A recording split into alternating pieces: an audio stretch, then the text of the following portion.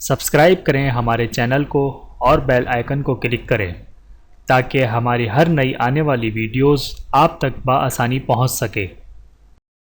اعوذ باللہ من الشیطان الرجیم، بسم اللہ الرحمن الرحیم۔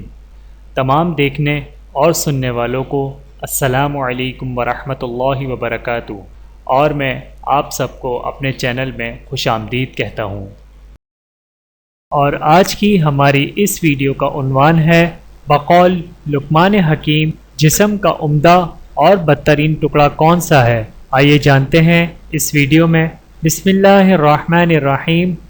کہتے ہیں کہ لقمان حکیم حبشی غلام تھے۔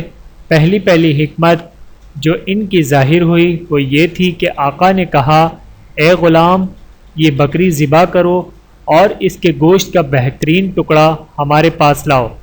لقمان علیہ السلام بکری کا دل اور زبان لے آئے۔ ایک بار پھر آقا نے کہا کہ بکری ذبح کرو اور گوشت کا بدترین حصہ کاٹ کر لے آؤ۔ لقمان علیہ السلام پھر بکری کا دل اور زبان کاٹ کر لے آئے۔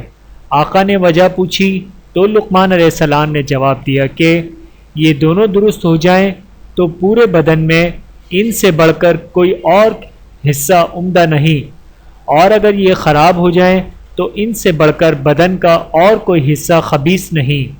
ناظرین، دل و زبان کے ٹھیک ہونے سے سب کچھ ٹھیک ہو جائے گا۔ اللہ تعالیٰ عمل کرنے کی توفیق عطا فرمائے، آمین ثم آمین۔ ویڈیو دیکھنے کا بہت شکریہ۔ مزید ویڈیوز دیکھنے کے لیے ہمارے چینل کو سبسکرائب کریں۔ اگر ویڈیو پسند آئے تو لائک کریں۔ اچھی بات کو دوسروں تک پہنچانا صدقہ جاریہ ہے۔ جزاکم اللہ خیرا کثیرا۔ اپنا اور اپنے پیاروں کا بہت زیادہ خیال رکھیے گا اور مجھے دعاؤں میں یاد رکھیے گا۔ Take care. اللہ حافظ۔